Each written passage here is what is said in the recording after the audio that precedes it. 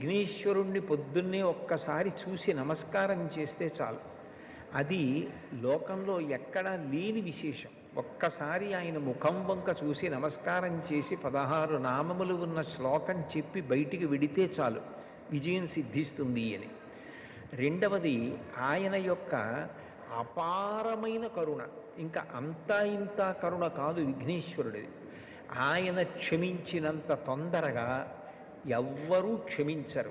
మీరు చూడండి, అందరికన్నా ఎక్కువగా మరిచిపోయే లక్షణం ఎవరికి ఉంటుంది అంటే పిల్లల యందు ఉంటుంది.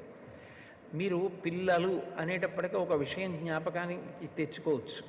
పెద్దవాళ్ళు ఏదైనా తింటున్నారనుకోండి, ఎవరో పెద్దలు వచ్చారు ఇంటికి, ఇంట్లో భోజనమో పలహారమో చేస్తున్న పెద్ద ఆయన ఆ పళ్ళెం పట్టుకునో లేకపోతే చేతిలో ఏ ఉండ్రాయో కుడుమో పట్టుకుని తింటూ వీధిలోకి వెళ్ళి స్వాగతం పలకడం, ఆ పళ్ళెం లోపల పెట్టి తాను పెడతాడు.